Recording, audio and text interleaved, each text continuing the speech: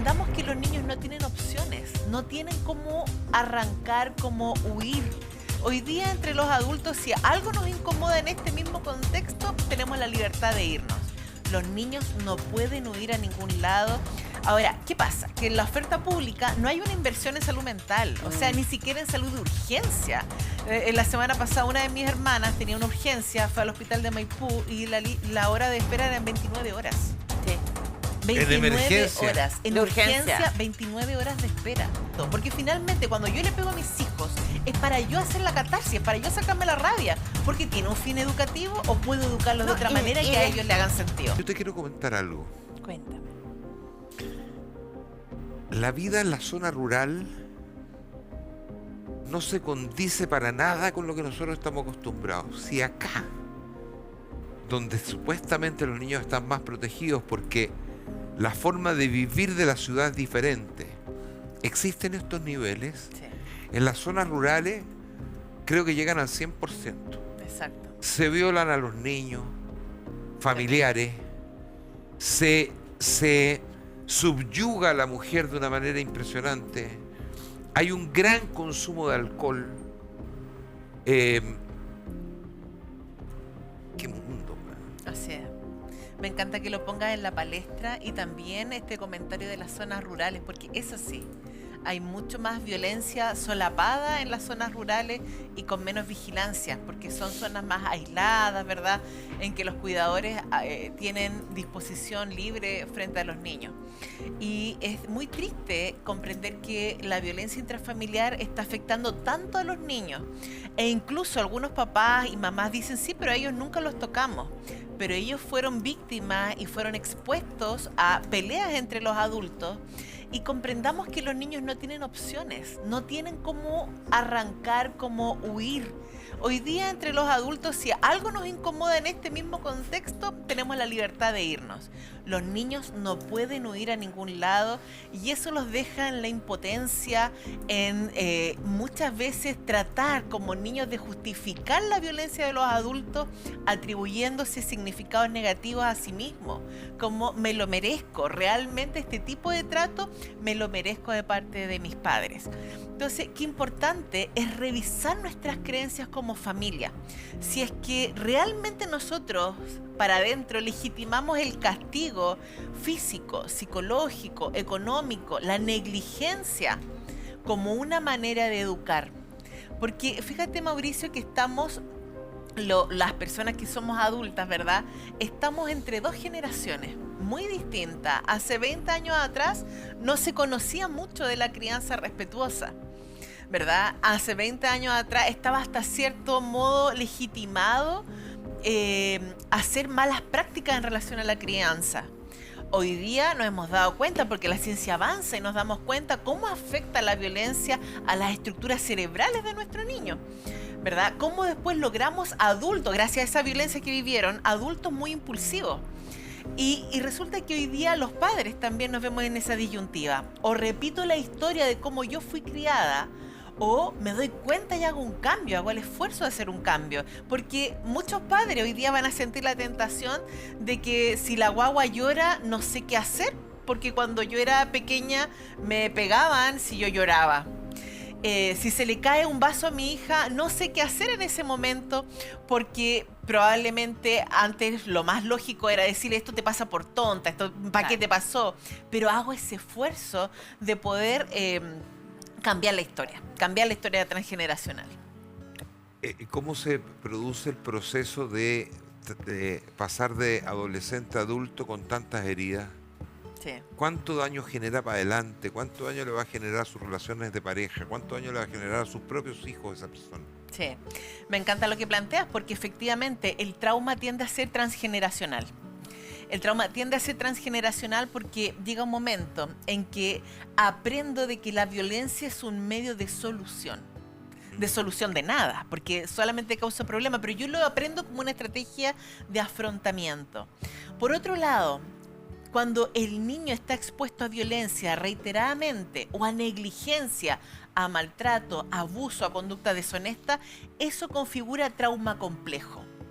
Y el trauma complejo tiene tres características que adicionales al trauma común y corriente. Esas características son problemas en las relaciones interpersonales, vergüenza intrínseca, me siento inferior, ¿verdad? Y un autoconcepto muy negativo de mí mismo. Oye, Mariela, y pasa también que estos niños terminan como haciéndose cargo de las conductas de los padres, ¿me explico? O sea, Sí. En el fondo saben que el papá o la mamá están actuando mal, que han actuado con violencia y tienden a justificarlos y Sí. tienden a defenderlos y como que se sienten culpables de eso. Sí. Pasa mucho, ¿Sabes ¿no? por qué pasa? Mm. Porque los niños tienen dos características importantes. Por un lado son autorreferentes. Ya. Y por otro lado tienden a idealizar. Por eso creen en el viejo pascuero y en Perfecto. cualquier cuento que uno les meta, porque ellas tienden a idealizar. Entonces, cuando mi papá o mi mamá, ¿verdad?, me dicen cosas positivas, porque nadie es 100% malo, ¿verdad? Hay cosas positivas, me protegen en algunos momentos, pero me dicen cosas muy dañinas en otros. Idealizo esa parte positiva de mis padres y me quedo con ellos, con que ellos fueron buenos, y la parte negativa me la atribuyo a mí, como que yo me lo merezco. Si me dice esto porque me quiere y yo me lo merezco. Por eso se va haciendo este daño en el autoconcepto, porque el niño empieza a creer cosas negativas de sí mismo. Y eso es lo que más adelante se traspasa, porque hoy día estamos obteniendo, ¿verdad?, niños que sufren violencia, ¿verdad? Y eso, si miramos los padres, los contextos de riesgo, es que vamos a encontrar padres impulsivos, padres que tienen adicciones, padres que legitiman el castigo físico. Y después estos niños crecen, son adolescentes y van a legitimar lo mismo que los padres tenían. Van a legitimar la violencia, la impulsividad, la agresividad. Y ahí traspaso nuevamente la violencia a la otra generación. Oye, nosotros vivimos hoy día en un mundo que está cada vez más violento. La agresividad en la calle es una cosa de loco. Sí. Entonces, ¿cómo en vez de mejorar empeoramos? Porque ese niño que va con el papá, que se pelea con otra persona en el auto, es lo que está aprendiendo. Claro. O sea, es la violencia como solución de problemas, es lo que decías tú. Y porque las generaciones van cambiando, ¿no? Sí. Yo creo que nosotros hoy día estamos peor que lo que estábamos hace 10 años, porque cada 10 años va cambiando una generación, pero hace 10 o 20 años este país no era mucho mejor, pero no era tan peor como está hoy día, y en general el mundo, porque todo esto lo ven en todas partes se pelean por los estacionamientos, en todas partes sacan pistolas en las discusiones en las carreteras, o sea, en todas partes. Pero antes uno escuchaba a muchos hijos decir: yo cuando sea papá no voy a hacer las mismas cosas que me hicieron a mí. Claro. Era una frase muy típica, ¿no? Sí. Sí. Y terminan siendo iguales o peores, porque es algo que se lleva adentro, y esa declaración o esa voluntad al final no se expresa porque hay un aprendizaje detrás.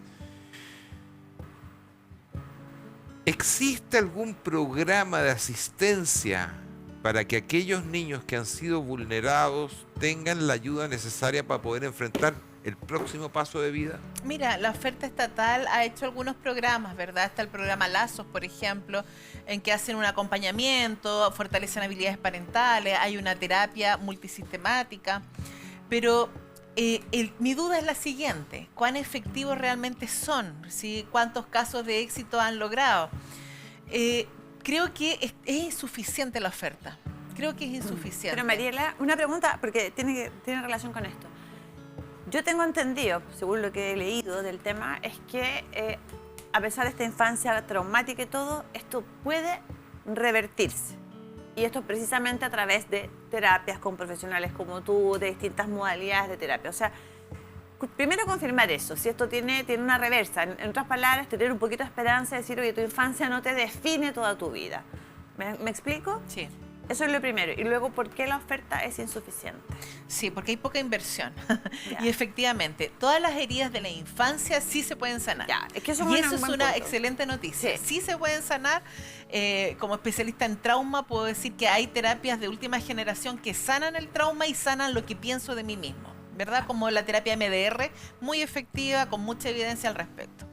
Ahora, ¿qué pasa? Que en la oferta pública no hay una inversión en salud mental, o sea, ni siquiera en salud de urgencia. La semana pasada una de mis hermanas tenía una urgencia, fue al hospital de Maipú y la hora de espera eran 29 horas. Sí. 29 emergencia. horas. En De urgencia, urgencia. 29 horas de espera. Imagínate cuánta gente puede morir en la sala de espera. Entonces, yo entiendo que no es un asunto de voluntad del personal médico, no. Es la oferta es muy escasa, hay muy poco dinero en las prestaciones de salud. Pero yo creo que aquí hay mucha desinformación también, porque muchas de esas personas que van a urgencia, hay ciertas afecciones que pueden ser tratadas en clínicas con los planes de salud que existen, de FONASA, con el GES, con todo, y no todas las urgencias son urgencias por lo demás. Entonces, acá nosotros en Chile tenemos un problema de que está mal estructurado el sistema. Nosotros tenemos que tener un lugar donde se reciban solamente prime care. ¿Qué significa eso? Todas las personas que necesitan una atención primaria van a un lugar y no colapsan los hospitales. Mauricio, y ellos los tienen que derivar. Si te atendieron en una clínica, igual tienes que pagar un tanto particular. Entonces, claro, existe esa disponibilidad, existe ese dinero. Si tú vas a una clínica para que te pasen una patología por ley de urgencia, tienes que estar casi muerto. Porque si vas una persona FONASA, ¿verdad? Va con a mí me pasó con mi mamá, que ella tiene FONASA. La llevo a una clínica y finalmente a mí me pasó con el COVID. La atendí en forma particular, porque no estaba dentro de la ley de urgencia, aunque ella estaba en riesgo vital. A mí me pasó con el COVID. Yo llegué a la clínica y después la cuenta que tuve que pagar fue... claro, los bonos de FONASA me cubrían el 1,3% de la atención de la clínica, Exacto. pero en ese caso... Y todavía estoy pagando. Entonces, aquí vamos a porque este me dieron problema. facilidades. Porque aquí te das No, de cuenta, verdad. Si hay enfermedades de salud vital, imagínate cómo se posterga la salud mental. Claro. Si en los CEFAN hoy día, en los consultorios, los colegas pueden atender una vez al mes al paciente. ¿Sí? Y además ¿Por que qué también... se hacen los CEFAM, la atención psicológica? Si hay tantos centros donde podría el Estado perfectamente bien comprar servicios. ¿Por qué tiene que ser en el CEFAM? ¿Por qué seguimos llevando gente al mismo lugar y vamos colapsando el sistema? ¿Por qué no nos vamos desviando? ¿Por qué no? Oye, consulta psicológica. Mire, está el Instituto Renuevo ya. ¿Cuántas horas le vamos a comprar? 10. Listo, aquí van a venir 10 pacientes que se los vamos a mandar a usted. ¿Por qué tiene que ser todo en el mismo lugar? Está muy mal pensado. Exacto, porque de la teoría es muy bonito. El modelo de salud familiar desde la teoría, en que todos los profesionales atienden a una misma familia, es un modelo bonito, pero quizás no tan aplicable en el día a día. No Porque existe. hoy día, claro, estamos atendiendo a gente, y además que otra cosa también, los sueldos de los psicólogos en el sistema público no son buenos. Entonces hay mucha rotación de profesionales, hay profesionales no calificados. Por eso hay que hacer convenios con instituciones. Exacto. Se juntan con el paciente a conversar.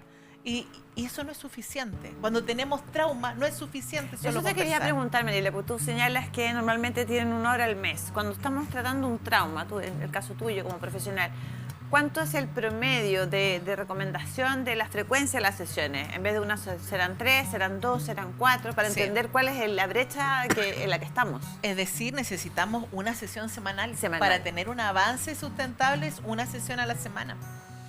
¿Sí? Incluso en casos graves, en casos de riesgo, hay que muchas veces hacer 2 sesiones a la semana. Sino que simplemente quiero decir que este es un típico comentario. Dice, yo corregí a mis hijos a la antigua y ahí los tengo, buenos hijos y no me arrepiento. Hoy día veo niños de cristal y solo faltas de respeto. Entonces ahí estás validando una forma que a todos nos castigaron en algún momento, porque nadie dice que aquí no hay que castigar a los niños. Sí. Es que el respeto no tiene que ver con el libertinaje. Y aquí es bueno clarificarlo. La crianza respetuosa no tiene que ver con la falta de límites ni con la crianza libertinaje. No. Tiene que ver, justamente para criar bien a un niño tienes que ponerle normas y límites. El tema es no castigarlo físicamente, el tema es regularse uno como adulto. Porque finalmente cuando yo le pego a mis hijos es para yo hacer la catarsis, para yo sacarme la rabia. Porque tiene un fin educativo o puedo educarlos de otra manera que a ellos le hagan sentido. Y después de eso, ¿qué más te queda? Exacto. Porque ya llegaste al umbral, ya no te queda nada más. Fíjate que acá también en el chat hay visiones distintas, acá también comentan y dice acá, mira, hay muchos adultos que fuimos criados con violencia y que intentamos no hacer lo que a nosotros nos hicieron. También es otra... ¿Ah? Es lo que te decíamos. Claro, también es otra postura.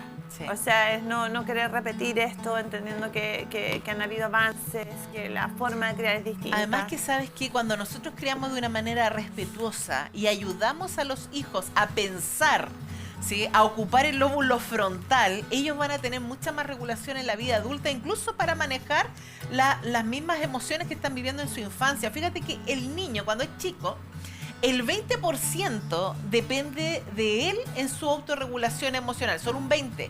El 80% depende de los adultos. En el adolescente vamos a encontrar mitad y mitad. El 50% depende de los adultos y el 50% de él. Y en la vida adulta, el 80% depende de nosotros y el 20% del resto. entorno. Porque hoy día tenemos adultos que sienten que otro me tiene que regular, que el otro provocó porque si no yo pierdo mi estribo. Ahí está la respuesta.